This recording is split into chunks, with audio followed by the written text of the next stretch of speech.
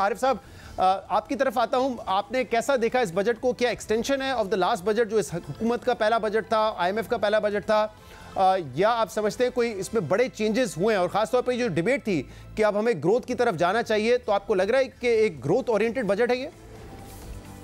Ji, I believe मैं इस budget को जो है वो ग्रोथ ओरिएंटेड बजट कहूँगा, और मैं इसको फिस्कल डिसिप्लिन जो है, फिस्कल कंसोलिडेशन का बजट कहूँगा, क्योंकि दूसरी चीज़ें तो बहुत मैं देख रहा हूँ डिस्कशन में आई हैं, लेकिन एक इम्पोर्टेंट पॉइंट जो है वो जो बहुत ज़्यादा डिस्कशन में नहीं आया वो ये है कि इस बजट में जो बजट डेफिसिट जो बजट हुआ है वो 3.9% है, जबकि जब 2 साल पहले जो है वो 8% का फिस्कल डेफिसिट था, और फिर जो है वो लास्ट ईयर जो 6% का फिस्कल डेफिसिट बजट हुआ था वो 5.3 पर ख़त्म हो रहा है, और इस दफ़ा वो 3.9% पे जो है कर। इसी तरह फेडरल का 5% है जो सरप्लस आएगा सूबों के बाद, उसके बाद जो टोटल है वो 3.9% ऑफ जीडीपी होगा। जी, दैट्स राइट। और फिर उसके बाद जो है वो आई थिंक प्राइमरी सरप्लस जो है वो भी बड़ा इम्प्रेसिव है। तो ये दो चीज़ें जो हैं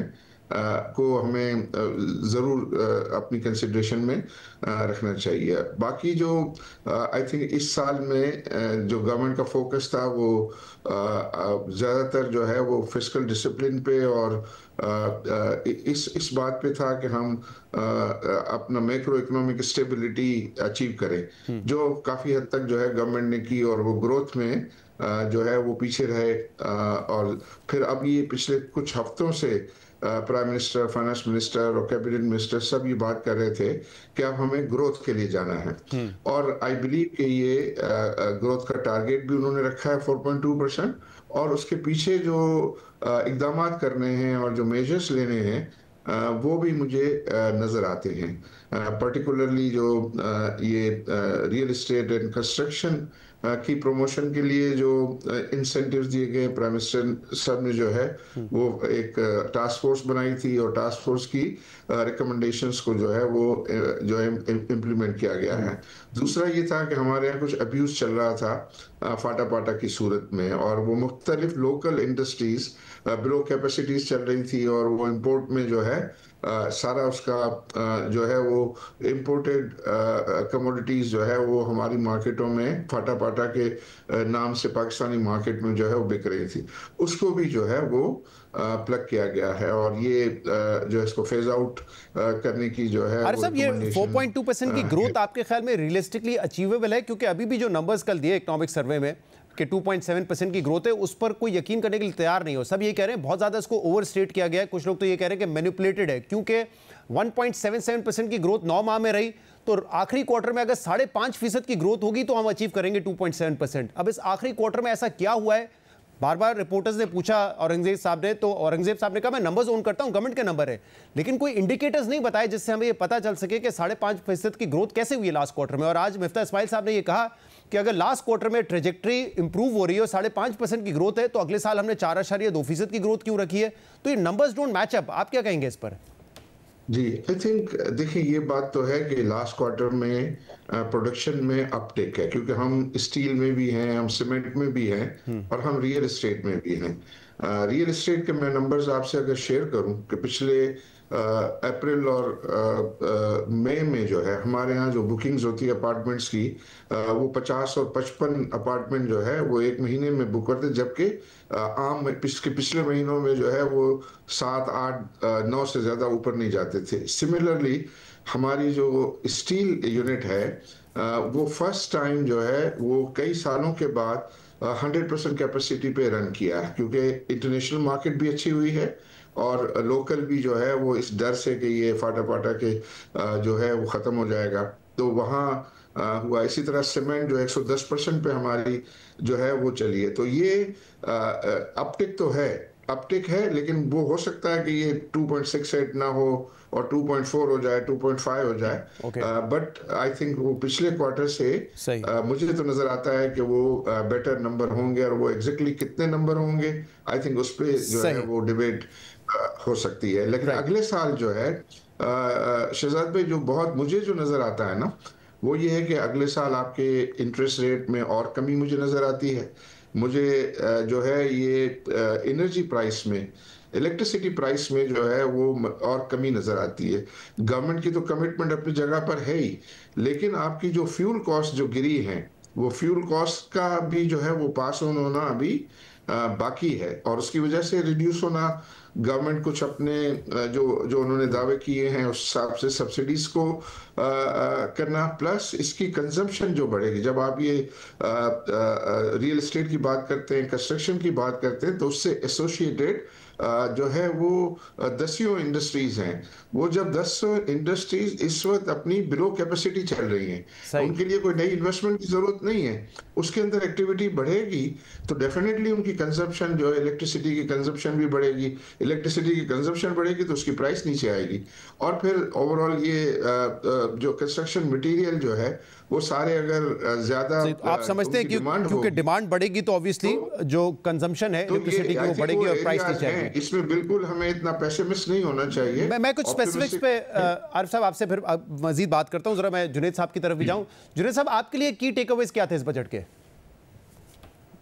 जो पहला take away, first of all thank you for having me on the overall fiscal discipline जो आरिफ साहब ने बात की, उसको मैं आसान जबान में अगर ब्रेक करूं तो अगर बजट 100 रुपए का होता तो उसमें पिछले फिस्कल ईयर में टैक्स अगर 55 रुपए जमा हुआ था और तकरीबन 44 रुपए हमने बोरो किए थे, इस दफा वो 100 रुपए के लिए 63 रुपए का टैक्स प्रोजेक्ट किया जा रहा है और तकरीबन 36 रुपए हम बोरो करेंगे, जो टैक्स का टारगेट को बढ़ाया गया है। और on the expense side interest rates globally नीचे आए हैं, लोकली भी नीचे आए हैं। तो पिछले साल हमने अगर 100 रुपए में से 52 रुपए तो सिर्फ कर्ज उतारने की नजर, इंटरेस्ट की नजर हो गए थे, वो 47 पे आ जाएंगे। लेकिन ऑफकोर्स डिफेंस बजट 11 से बढ़कर 15 हो गया ना। अब इसमें कुछ इंटेलिजेंट, अभी इतना बड़ा टैक्स टारगेट है, टैक्स आएगा कहां से? तो पहले तो एफबीआर की डिजिटाइजेशन पर और उसके रिफॉर्म पर कई चीजें की गई हैं, I see that as a positive. Secondly, जो आप अमेंडमेंट्स पढ़ें उसमें जो कस्टम्स एक्ट वगैरह है उसमें अपडेट किया है चीज़ों को, उसको ई बिल्टी की तरफ, डिजिटल चीज़ों की तरफ लेके जाया जा रहा है ताकि वहाँ पर जो इंपोर्ट के फेस पर ड्यूटी वगैरह की चोरी होती है प्राइमरीली, उसको कर्ब किया जाए। I think that is also a positive. लेकिन जो ई कॉमर्स सेक्टर है जो फाइनली पनपना शुरू हो रहा है, उस पर आपने मजीद टैक्सेस और उसकी रिपोर्टिंग रिक्वायरमेंट बढ़ा दी है। लेकिन जो मेजर रिटेल सेक्टर है या जो B2B है, जो कि आपकी प्रोडक्शन से डिस्ट्रीब्यूशन के दरमियान होता है, वो तमाम बड़े सेक्टर्स हों, चाहे वो सीमेंट हो, स्टील हो, हाउस होल्ड गुड्स हो, उस पर ज़्यादा फोकस होना चाहिए था, उस पर लैंग्वेज आनी चाहिए थी कि उसको कैसे कर्व किया जाएगा।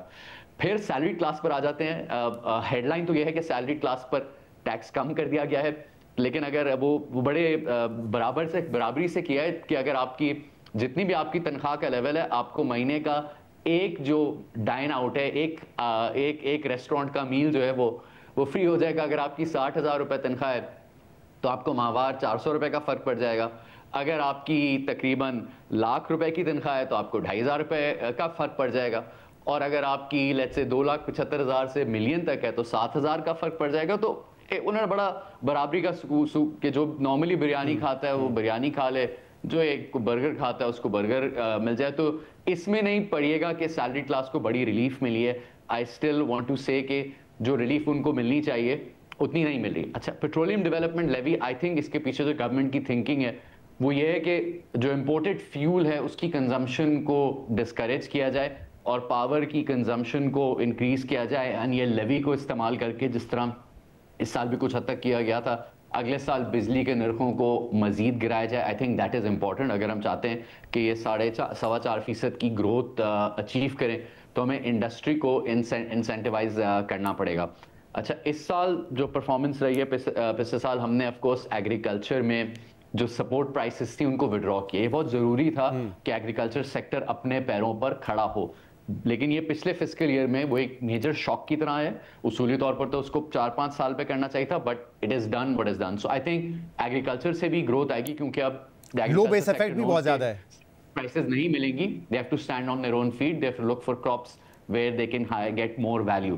बट अगेन जो इतना बड़ा टैक्स का टारगेट है वो रिटेल से मजीद टैक्स लिए बगैर वो रियल स्टेट से मजीद टैक्स ले बगैर और एग्रीकल्चर से जो हमने प्रोविंशियल टैक्सेस हैं वो लिए बगैर हम पूरा करने में नाकाम रहेंगे। हम फिर उसी सैलरी क्लास को, उसी फॉर्मल इंडस्ट्रियल सेक्टर को और उसी फॉर्मल सर्विसेज सेक्टर को हिट करेंगे। सही। आरिफ साहब, दो चीज़ें इसमें, एक तो पहले ये बता दीजिएगा, इक्विटेबल टैक्स की हम बात करते हैं, चाहे कोई भी आप शोबे से ताल्लुक़ रखते हो, ज़राअत से हो, आप रियल स्टेट से हो, रिटेल होलसेल से हो या सैलरी क्लास हो, इक्विटेबल टैक्स होना चाहिए। क्या वो हम अचीव करने के प्रोसेस में है इस वक्त, या अभी भी कोई इस पर प्रोग्रेस नहीं नज़र आ रही? दूसरा, रियल स्टेट के हवाले से जो बजट स्पीच थी उसमें बताया गया कि पिछले साल जो टैक्सेस लगाए गए थे उससे रियल स्टेट सेक्टर में सरगर्मियाँ कम हुई थी। आपसे पहले भी इस पर बात हो चुकी है और आप कहते रहे हैं कि कंस्ट्रक्शन जहाँ पे हो रही हो तो वहाँ पे आप बिल्कुल टैक्स रिलीफ दें, लेकिन selling and selling of property है या फाइल्स है उसको डिस्करेज करना चाहिए। लेकिन यहाँ तो जो एफईडी कम की गई है वो कंस्ट्रक्टेड या अनकंस्ट्रक्टेड प्रॉपर्टी दोनों पे की गई है, इसकी क्या वजह है? आई थिंक वो जो एफईडी है शायद वो कंस्ट्रक्टेड हाउसेस पर ही थी और वो भी लिटिगेशन में थी। गवर्नमेंट को कोई इस पे रेवेन्यू जो है वो नहीं मिला था और गवर्नमेंट ने उसको विड्रॉ कर लिया एंड आईएमएफ ने बहुत इजीली उसको अग्री कर लिया। इसी तरह जो एडवांस टैक्सेस भी जो हैं वो उसका सिर्फ कैश फ्लो इम्पैक्ट है, लेकिन एक परसेप्शन था कि भाई ये हाई टैक्स रेट है और बहुत ज़्यादा जो है वो शोर मच रहा था कि आप दुबई जाएं तो इतना % है और यहाँ ज़्यादा, और बहुत सारे डेवलपर्स वो कहते थे कि उसका कैश फ्लो इफेक्ट है और कैश फ्लो इनिशियली हमको ज़्यादा चाहिए होता है कि अगर हम टैक्स, और दुनिया में कहीं भी जो advance taxes purchase of property पे नहीं होता है, सेल पर तो होता है कि इमीडिएटली वो कैपिटल गेन से एडजस्ट जो है वो हो सकता है। लेकिन ओवरऑल जो आप कह रहे हैं कि टैक्स का जो इंसिडेंस वो तो आई थिंक पाकिस्तान में बहुत ज़्यादा है और सैलरी क्लास के लिए तो बहुत ज़्यादा जो है वो अनइक्विटेबल है इस वक्त अगर ये देखा जाए तो। और कॉर्पोरेट टैक्स भी बहुत ज़्यादा है कॉर्पोरेट टैक्स में, बट चूंकि इन्होंने ये सिंबॉलिक जो है वो एक जो है कमी की है तो वो एक किस्म का उनकी एक्नॉलेजमेंट मुझे लगती है कि वो समझते हैं कि ये टैक्सेस जो है वो हाई है। क्योंकि हम ये अक्सर कहते हैं कि 3 चीजें पाकिस्तान में जो है वो इन्वेस्टमेंट के लिए अनफेवरेबल हैं। हाई इंटरेस्ट रेट जो वो 22 से 11 आ गया, लेकिन अब भी ज्यादा है, उसको मजीद कम होना है। और दूसरा जो है वो एनर्जी कॉस्ट है, इलेक्ट्रिसिटी प्राइसेस हैं, वो आई थिंक जो अनाउंस प्राइम मिनिस्टर ने की हैं वो भी अभी इम्प्लीमेंटेशन पूरी तरीके से नहीं हुई। उनको कहा था वो इफेक्टिव 1 अप्रैल से होंगी और दूसरा प्रॉमिस भी है कि जुलाई से मजीद कम होंगी। लेकिन एनर्जी में ये है कि चूंकि फ्यूल कॉस्ट इंटरनेशनली कम हुई है तो आई थिंक ये नेचुरल वे में भी उसको नीचे जो है वो आना है। और फिर अगर उसकी कंजप्शन बढ़ती है इलेक्ट्रिसिटी की तो उसकी वजह से भी कॉस्ट जो है वो कम आएंगी। तो अगर गवर्नमेंट कुछ भी ना करे तब भी आई थिंक उसका केस बनता है कि इनकी प्राइसेस जो है को रिड्यूस होना है। लेकिन गवर्नमेंट की अपनी कमिटमेंट भी है, उनको भी कुछ चिप इन करना है ताकि अगर ये जितना जल्दी ये चीज होगी इतनी हमें इंडस्ट्रियलाइजेशन और इन्वेस्टमेंट को अट्रैक्ट कर। फिर तीसरी जो बड़ी चीज है जो अभी तक उसमें कोई बहुत ज्यादा पेशरत नहीं हो, एक आपसे सिंबॉलिक उन्होंने टैक्स रेट ये किया कि आप यानी अगर दूसरे काम ना किए होते तो हम उसका मजाक उड़ाते कि 0.5% जो है सुपर टैक्स कम करना जो है वो क्या है। चूंकि उन्होंने दूसरे जरा अच्छे काम कर लिए तो हमने उनको जो है इस अकाउंट पे माफ कर दिया कि बेशक आपने कम से कम इसको ये एक्नॉलेज किया है कि ये रेट्स हाई है और आगे जाके ये कम होने चाहिए। लेकिन अब जाहिर है हमें to be fair with the government कि वो आईएमएफ प्रोग्राम में भी है और आईएमएफ के साथ जो है हर चीज को जो है वो जस्टिफाई करना पड़ता है उनको। तो उसको देखते हुए और अगर आगे वो ये कमिटमेंट करें कि हाँ ये रेट, हमने तो ये इनको एडवाइस किया था कि आप 3 साल का जो है वो प्लान दे दें।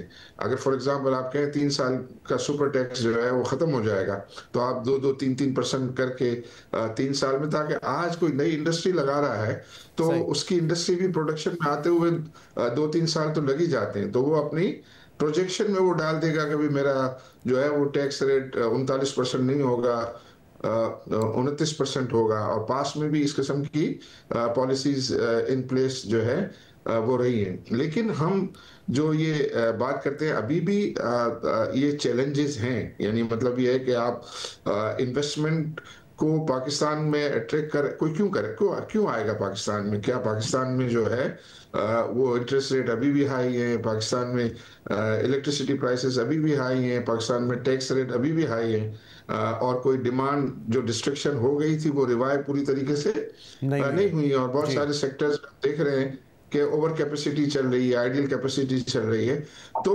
उसके गवर्नमेंट को बहुत ज्यादा मेहनत करनी पड़ेगी नई इन्वेस्टमेंट को अट्रैक्ट करने के लिए।